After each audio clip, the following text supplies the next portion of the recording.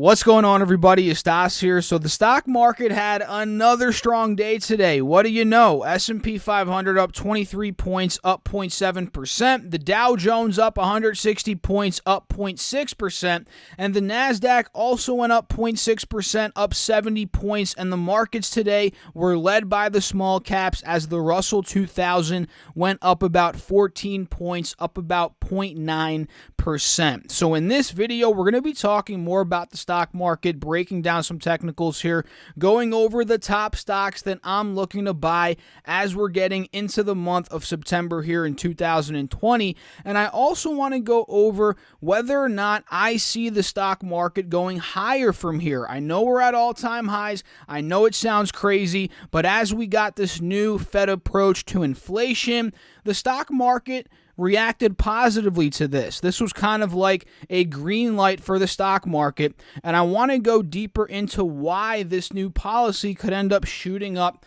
the markets even further here. And as always, we're going to be talking about what I personally did in the markets today and what I've been involved with here as of late. So a lot to go over. Hit that like button for me if you guys enjoyed the video. Consider subscribing to the channel. Join our Discord. Join our Facebook group. Link down below. Those are free of charge to join, and don't forget to claim your 2 free stocks from Webull. Those are valued up to $1,400. Also linked down below. All you have to do is deposit $100 into the account, and that is when you get your 2 free stocks. And by the way, that actually runs out here on September 1st, so make sure to take advantage of it. So let's get into it, guys. S&P 500 hit an all-time high today. What else is new? These past couple of days, it's been hitting all-time highs day after day after day. And we finally broke out, and I'm saying finally like we've been struggling there for weeks, but these past 2 days, we've been struggling at about 3,500. And as we took that level out, you guys can see it here on the 5-day, 5-minute. As we took it out as a resistance right around 3 p.m. here on the East Coast, that is when we saw that final push in the market, hitting those all-time highs around 3,510 points. So overall, the bulls are in charge, no doubt about it, especially as we broke 3,500, which was a resistance pretty much stemming back from yesterday, ever since yesterday morning. So that's a very good sign for the bulls overall. And pulling back here to the 4-hour chart, one could argue that, yeah, the S&P 500 is in need of a pull down. The RSI is hot.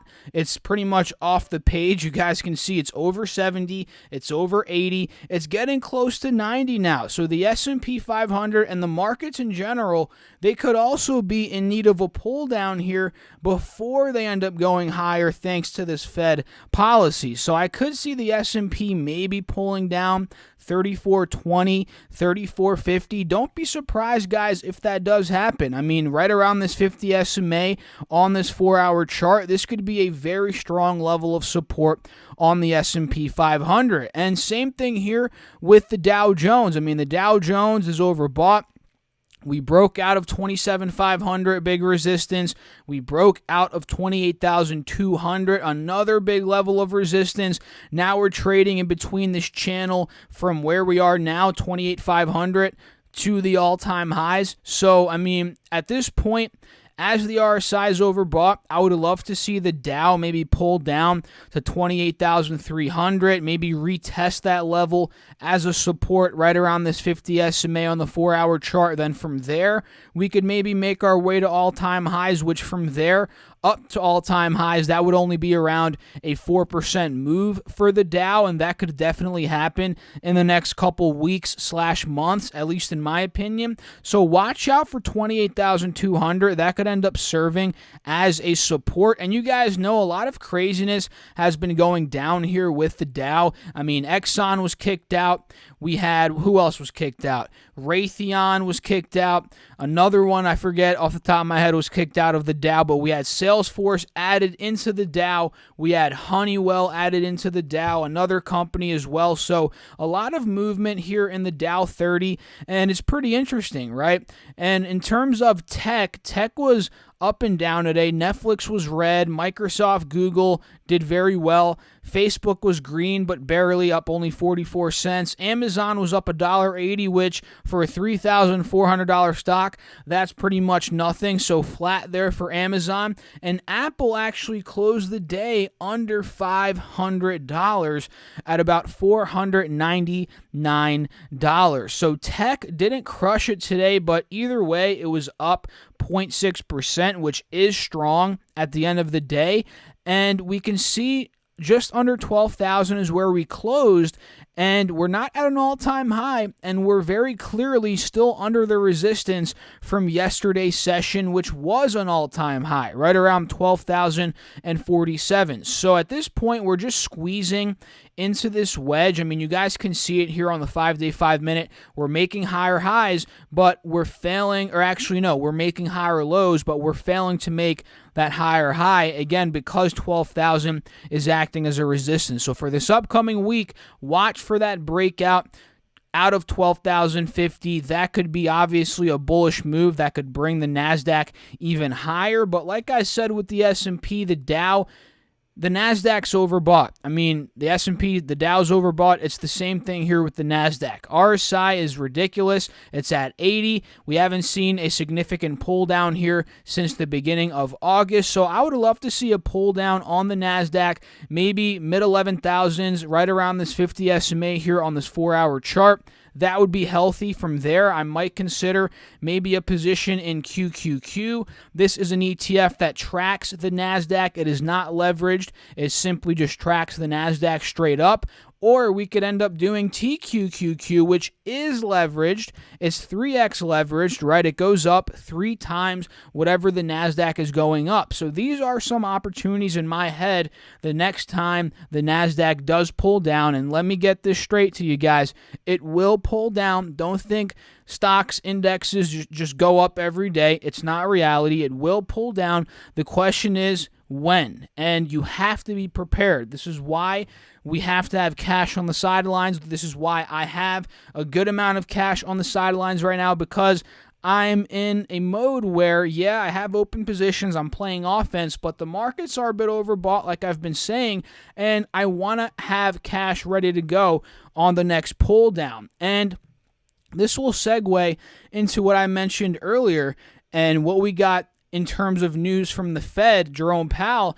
I mean, we're going to have a new 5-year policy here that is pretty much going to be zero interest rates, very low interest rates to boost that inflation up in fears of deflation. So originally, in the beginning of the crisis, a couple months ago at this point, we knew that it was going to be zero interest rates up until at least 2022, right? So, and at this point, and that was good news for the market. Once the market got that news, everyone was like, okay, great. Now we're going to have zero interest rates. We all know this is good for the stock market, for real estate. So people have been buying a lot of houses. That's why we've been seeing a ridiculous amount of people buying houses. We've been seeing stock prices go up. A lot of people are getting into the stock market. And now with this 5-year 0% interest rates, at least, right? We might see the markets go even higher here, guys. I know we've been talking about this the past couple of days, but we're going to continue talking about it, because the more quantitative easing there is, the more Fed backing there is with all their unlimited tools, the more we're going to be at zero interest rates. At the end of the day, the better that is for asset prices, and that is why the rich get richer. It's sad, but that is why the rich get richer, guys. And you have to understand that, because rich have assets, they have stocks, they have real estate, and as the Fed prints money, as they have zero interest rates, those assets go up. And that's why the rich get richer, while the people in the lower and the middle class, they have savings. And what happens to that savings? It erodes away to inflation. And let's be honest, guys, if you have a savings account right now, you know, you're not making any money on it. And not to say to not have any savings. It's good to have savings. You must have an emergency fund. You must have money for this and that to pay bills and so forth. But other than that, you know, I don't like having much cash. Obviously, I have cash in the investment portfolio that is going to go in stocks the next year or whatever, but Other than that, and the emergency fund and money for bills, I don't like having too much cash around because in this interest rate environment, you're not making money with cash. You're pretty much a loser if you have cash, and that's just the truth at the end of the day from an investor perspective, if you're looking at returns. And yes, you have to have cash. Don't get me wrong, guys.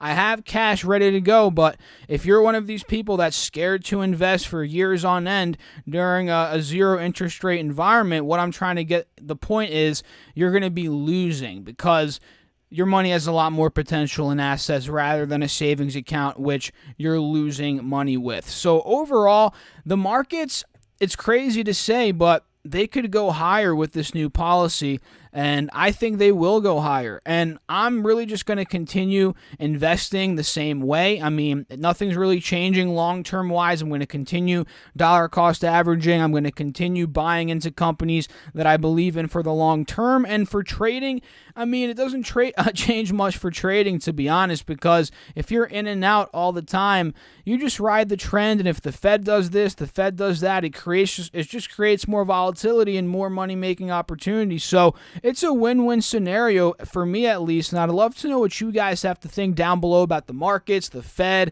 everything going on, 0% interest rates. Let me know, and I'd love to just comment back to you and just talk. So let's get into now what I personally did, what I'm involved with right now, and the truth is, guys, not much happened today for me. Fridays are sometimes boring for me, at least. I'm wrapping up the week. I'm not trying to do anything crazy, anything erratic. I'm not forcing anything. And today I just ended up holding what I've been in, right? You guys know I got into Apple, and yes, I ended up holding Apple, and I'm holding it through the split. Call me crazy, but I am doing that. And it's not a massive position by any means. It's a smaller position, but I'm being real with you guys. I bought in yesterday. You guys know that at about, let me look at my notes here, $4.98 and 504.60. So I'm in right around $500. So I'm down a little bit on the position, but hey, I'm holding it next week into this split. And remember, Apple is doing a 4-to-1 split, meaning all the shares that you bought up until today, the 28th of August, you're going to be getting 4 shares for the 1 share. So let's say, for example, you bought 10 shares today of Apple, you dumped $5,000 into Apple. It's going to give you back how many shares next week? Yep, you guessed it correctly. You're going to have 40 shares if you have 10 shares today. So you guys get the point. And yeah, I'm in Apple, $500 cost basis. I'm also in Foot Locker FL, which cracked $30 today, did very well, up 2%. We closed at $30.40, but we didn't really get fully out of the resistance quite yet. I mean, we got into 31 before, 30.85, 30.50, and we failed before. So I'm not saying we're going to dump now with Foot Locker, but I'm also not saying that we're fully in the green quite yet because we have to get into 31, 32, in my opinion, to get more momentum. So I'm still in it. I'm holding on. I'm in at about 29.62. And yeah, I'm up on the position. And if you guys want to see a more in-depth video on Foot Locker stock, check out the video I did yesterday. I'll link it down below in the description box. And I'm also in Upwork, UPWK in the mid-14s here. Did very well with this one today. Cracked above 15, closed above it, up 2.17%. And this is a stock that honestly I plan on holding into the mid-16s, above $17 at least. So I'm not looking to sell. Quite honestly, I might buy more. Next week, I might buy more into Upwork here. If it's able to break probably mid-15s to 16, that is where I'm looking to pull the trigger. And I'm also in Workhorse here, which did show some positive momentum today, but didn't really fully break out quite yet. It actually ended up going down 2%. But earlier today, we kind of popped off of 1640 and rallied all the way to 1740, but that did not hold. That rally didn't hold. But either way, it still ended up closing above 1640, 1630, which has been a support. So that's good here for the workhorse bulls. And as long as it holds 16 in general, that's good. And I'd be looking for a move back up to 18. So watch a move to 18 in workhorse and above, even above that to maybe $20. That's kind of what I'm looking for at this point. And I'm also still in gold, GLD and GDX, which did very well today, guys. GDX went up about 3%. Strong day for the gold stocks. And GLD went up about almost 2% today as gold closed close to 1975. And guys, it seems like gold's recovering. Speaking about it, you guys can see here 5-day, 5-minute. We hit 1908, rallied to 1987 before Powell spoke, dropped back down to about 1920, and now we fill that entire gap up back to where it was after and during the speech from Jerome Powell. So this is good. Next stop for gold is going to be $2,000 an ounce. And if it breaks this overall, you guys can see it here, this overall wedge, downtrend, whatever you want to call it. If this thing lets me, draw my little trend line here for you all. There we go. You guys can see, gold is in this little wedge. So if we break out like this, watch out above. That could be where we see another rally in gold stocks, another rally in GLD, and that is why I have exposure here, guys. I have exposure because I want that diversification and just in general, the hedge, because gold stocks provide a hedge to everything. So let me know down below in the comments, what do you guys do? What did you guys do? What do you guys think about my trades? Now let's talk about some stocks here that I'm looking at heading into the month of September that are very interesting. The first one is NEO, guys, and thank you to the NEO guys out there that we're getting a pull down. This is much needed in my opinion. NEO was down 7% today, down $1.40, closing at $18.50. So it's now down about $1.30. Actually, if I can do my math correctly, more like $1.50. Wait a second. No, $2 almost. No, yeah, about $2.50 off its highs. So it's off about 11 to 12, 13% off its highs here. And we got news that they're doing a share offering, 75 million shares of the American depository shares, because you guys know you're not buying the actual shares from China. They have offshore. It's a complicated process, but you're buying it kind of from a shell company. I believe it's in the Cayman Islands or some weird countries. You're pretty much buying your Chinese shares from the shell company, but they're still the same shares at the end of the day. You can argue that, but yeah. You're seeing 75 million of these shares being offered, and that dropped the stock down. You guys can see, and I'm all for it. Yeah, it's going to cause weakness in the short term, but overall, I think the stock's going to go up higher from this. And I'd love to see it go down to $16, but that could be wishful thinking here. That might not happen. If it does, I'm loading the boat in my swing account here on NEO, anywhere from $16 to $17. So it's worth watching. I mean, share offering, yeah, in the short term, it's not good, but it's going to bring investors in. And it could end up correcting back to the upside. We have to see what ends up happening. And another one here that is correcting that I love is Ulta. Ulta reported earnings yesterday, and guys, I was not expecting this. Excuse me.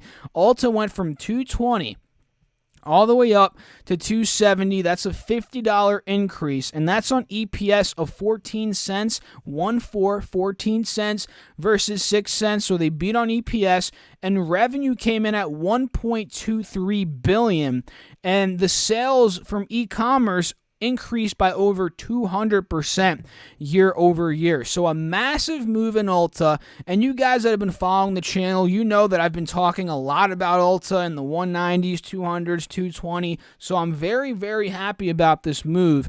And we took out 230. That was a big resistance we were talking about on this move. We took out 250, and we filled all the way up to 270. That is unbelievable. And the thing that I like about it is we're selling off. We're down about $30 per share from the high just from earlier today after they reported earnings. Really over the past 24 hours, we're down about $30. And check it out. Remember, I said 230, guys. So if we end up pulling down and holding 230, which is that old resistance, right? And that's kind of where we're hovering right now. I mean, if we find some support around 230, this could be an entry point in Ulta. It really could be. And I'm not looking to pull the trigger quite yet. I'm not looking to rush it, but I'm keeping my eyes on it nonetheless. And another one here that we've been calling out is Starbucks, up another 2%, filling the gap up to $85. Big resistance here, up $1.60 today,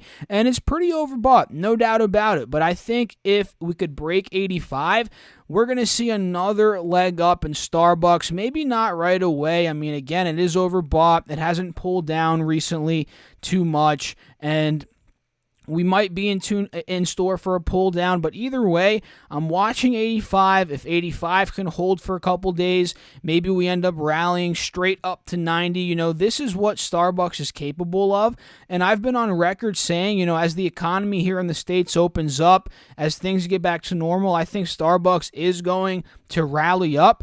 And it seems like the market's catching up onto that, right? It looks like the market has been sleeping on Starbucks. And again, that's why I've been talking to you guys about it here on the channel, because I'm watching it and I believe the market's sleeping on it. And why would I not want to give you guys that little insight? And, you know, ever since we've been talking about it from 75, 73, I mean, it's been crushing it up to 85. So watch out if we pull down from 85, maybe a support around 83, then a rally back up to 85, or we can straight up break 85 and go straight to 90 after a couple of days of consolidation. And another one here I'm watching is Coca-Cola, ticker symbol KO, which we haven't talked about really on the channel recently, but I'm liking it here as we've seen 3% up today, up $1.60, and as we're seeing now a break and a support to actually an approach to this big resistance up at $50.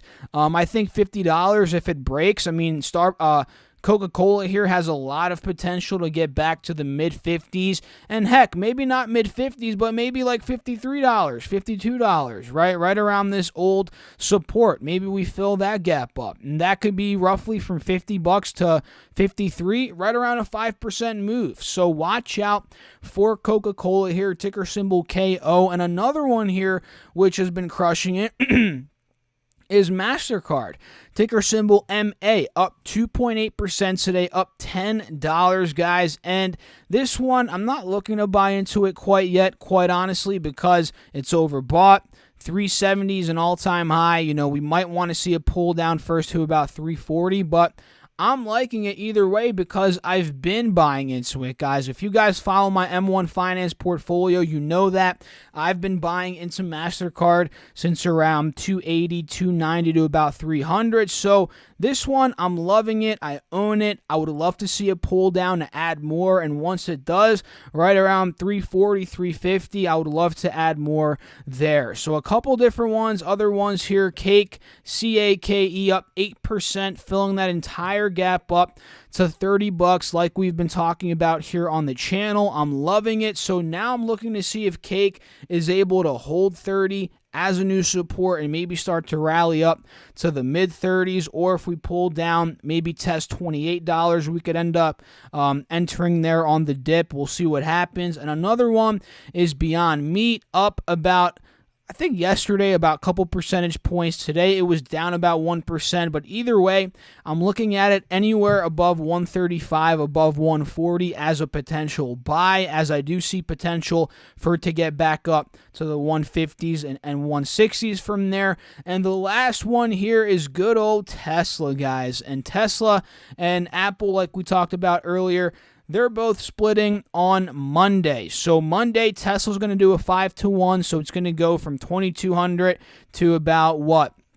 Like 400 something. You know, Apple's going to go from 500 to around 125 to 150, right around there. So watch out for these stocks, guys. Tesla, Apple, they're going to be very hot next week, regardless of their price and their valuation being pretty pretty high at this point. So let me know down below, what are your thoughts on everything, the markets, the Fed, whether or not the markets are going higher. Drop a comment down below, and also leave a like if you guys did enjoy the video, and consider subscribing to the channel if you do want to see further content like this. And don't forget to join our Discord chat and Facebook group. Those are free of charge to join. And you know what else is free? Those 2 stocks down below from Webull. Those are valued up to $1,400. All you have to do is deposit $100 using my link in the description box, and that is when you get your 2 free stocks. So I'll catch you all in the next video.